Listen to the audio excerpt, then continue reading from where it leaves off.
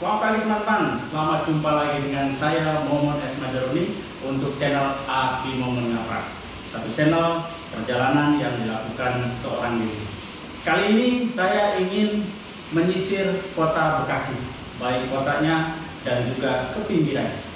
Ikuti terus perjalanan Api Momon Ngaprak dan jangan lupa subscribe, like, comment, and share. Yuk, kita jalan!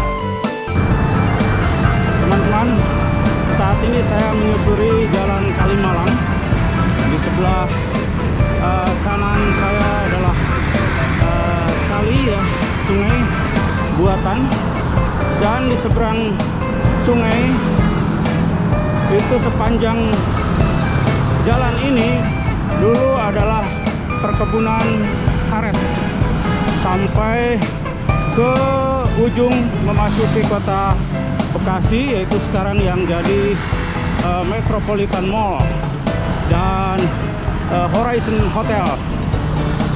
Dari jalan ini saya akan melintasi kota Bekasi dan nanti ke arah tujuan saya yang nanti akan saya sampaikan kepada teman-teman semua. Ayo kita genjot terus. Lalu lintas cukup ramai. Yuk kita genjot terus, goes terus. Teman-teman, saat ini saya akan melewati Jalan Kiai Haji Nur Ali. Jadi Jalan Kalimalang setelah daerah Caman, selanjutnya ke arah Bekasi dinamakan Jalan Kiai Haji Nur Ali. Kiai Haji Nur Ali adalah ulama besar, kiai yang tersohor, yang lahir di Ujung Malang yang sekarang menjadi Ujung Harapan, daerah Bekasi pada tanggal 15 Juli 1914. Beliau wafat pada tanggal 29 Januari 1992. Beliau adalah anak petani dan di usia 8 tahun sudah mulai belajar agama. Tidak hanya dalam arti belajar agama secara khusus, tapi juga belajar tentang tata bahasa Arab, kesusastraan Arab yang banyak dibimbing oleh diantaranya Kiai Maksum, Kiai Mukni yang berasal dari Bulang. Kemudian pada saat remaja beliau belajar agama lebih banyak lagi, yaitu ke Kiai Marzuki yang ada di Cipinang. Usia 20 tahun beliau bersama Kiai Hasbullah melaksanakan ibadah haji. Saat sebelum pergi haji, gurunya yaitu Kiai Marzuki menyarankan agar di Makkah untuk belajar kepada Syekh Ali Al-Maliki. Dan pada saat di Harmain, beliau belajar di guru-guru besar lainnya, ulama-ulama besar lainnya. Di antaranya adalah Umar Hamdan. Sehingga yang dipelajari tidak hanya agama, tetapi juga adalah tata bahasa Arab, kesusastraan, dan pengetahuan-pengetahuan lainnya. Selama di Arab pula, beliau banyak aktif di organisasi-organisasi kemasyarakatan. Selama di Arab, melakukan komunikasi dengan orang tuanya melalui surat-surat dan menggambarkan, menceritakan keadaan feodalisme yang masih ada di Indonesia.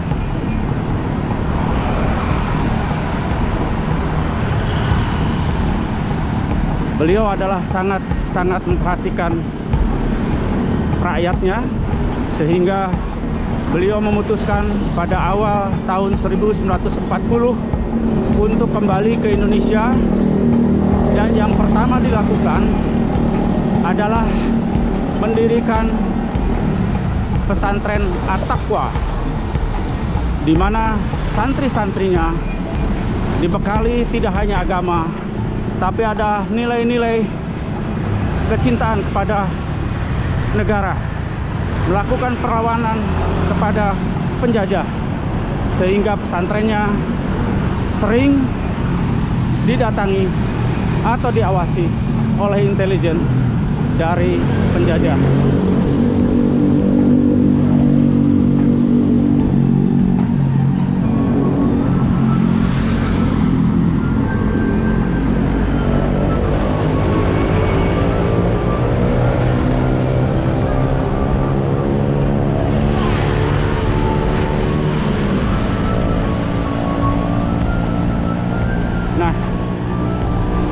Oleh karenanya, atas perjuangannya dalam membela agama dan bangsanya, pada tahun 2006 Kiai Haji Nur Ali diangkat sebagai pahlawan nasional. Jadi ulama kiai di Indonesia tidak hanya sekedar belajar agama, tetapi mereka adalah pejuang-pejuang yang membela bangsa ini, membela negara ini demi untuk rakyatnya, karena feodalisme amat sangat bertentangan dengan ajaran Islam.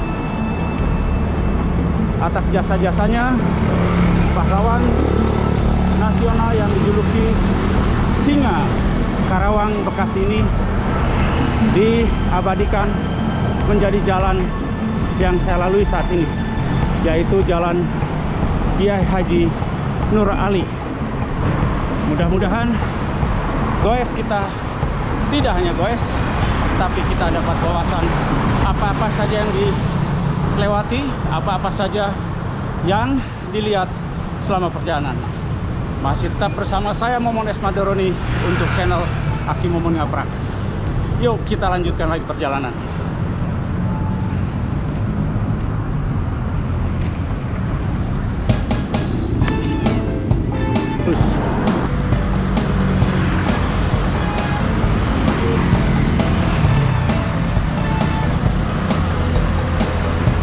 Ya, sekarang saya memasuki kota Bekasi, di pusat keramaiannya, yang biasa jalan ini dipakai untuk Car Free Day setiap hari Minggu. Dan ini sebenarnya pusat keramaian ini adalah baru, karena pusat kota Bekasi yang awal berada di tengah-tengah yang nanti akan saya lewati. Ini cukup ramai dan banyak perkantoran juga di sini, serta pusat perbelanjaan, juga hotel. Saya akan menuju ke arah timur untuk selanjutnya akan mengambil jalan ke arah perkampungan. Yuk kita lanjutkan lagi. GoFC Kota Bekasi.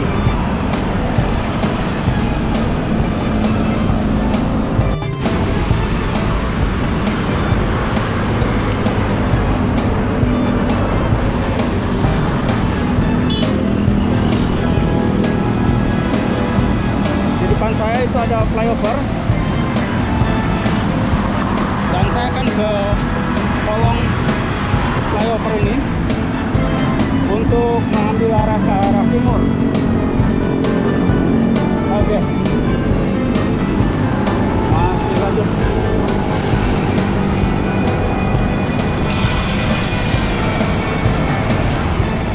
Iya, itu flyover yang menuju ke arah Sumarekon, dan saya akan mengambil ke arah timur, ke arah kanan.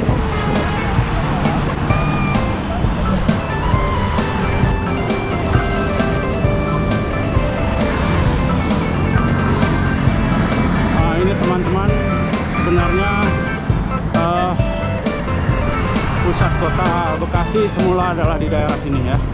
Ini ada jembatan yang dulu masih berada di pinggir kota. Dan inilah kawasan yang pertama dari Bekasi. Dan jalan ini merupakan bagian dari jalan Pantura. Jadi sebelum ada tol, kalau kita dari Jakarta menuju Cirebon pasti melalui jalan ini. Ini ada bagian jalan Pantura yang membelah kota Bekasi, pusat kota Bekasi. Beberapa gedung pemerintah masih berada di daerah sini ya, belum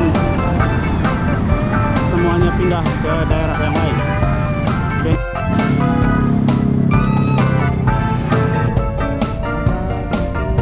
Sungai dan jembatan yang ini mungkin dulunya adalah di Bekasi yang berbatasan dengan Jakarta. Barangkali seperti tidak ada sesuatu yang istimewa di sini. Namun sebenarnya ada satu peristiwa sejarah di jembatan ini. Kita lihat nanti apa yang pernah terjadi di jembatan yang akan kita lalui. Di samping jembatan ini ada satu monumen, dan ini diresmikan juga oleh Wali Kota Bekasi pada tahun 2017 ya. Sayang sekali monumen ini tempatnya kecil dan dibuat dari logam ya, jadi tidak terkesan kurang, nilai historisnya agak kurang kelihatannya dari rangka-rangka logam. Nah ini teman-teman, jadi di sini jembatan yang lamanya adalah ini ya. Ini ada jembatan lama. Apa yang terjadi di sini ya, sehingga dibuatkan satu monumen. Kita lihat dulu monumennya ya.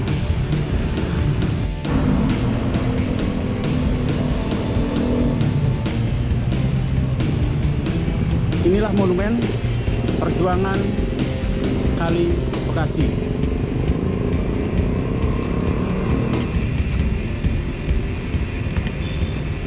Mengapa di sini didirikan monumen?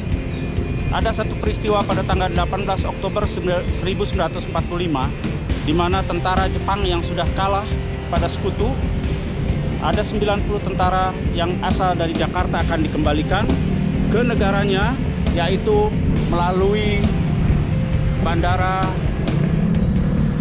Kalijati.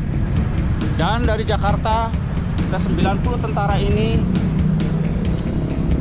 dibawa melalui kereta, dan ini rel kereta ini ya.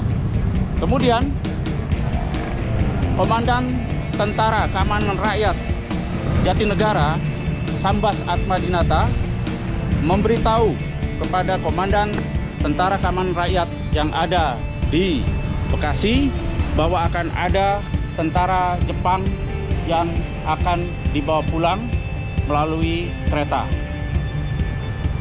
di mana rakyat Bekasi sudah merasakan bagaimana getirnya dalam hal penjajahan Jepang. Saat itu Jakaria mencegat kereta tersebut dan diarahkan ke salah satu rel di sini, di mana rel yang ada adalah rel yang buntu. Disitulah diadakan penggeledahan oleh rakyat Bekasi terhadap tentara yang akan dipulangkan, dan ternyata tentara tersebut masih memegang senjata. Akhirnya terjadilah baku tembak, dan komandan pasukan dari tentara Jepang tersebut tertembak. Semua akhirnya terjadi tembak-menembak jarak dekat, dan 90 tentara Jepang tersebut tewas di sini, sehingga membuat air sungai ini menjadi merah oleh darah. Itulah kenapa di sini dibangun monumen perjuangan Kali Bekasi. Sampai jumpa di perjalanan berikutnya masih dengan Aki Momon Ngaprak. Salam sehat, salam ngaprak.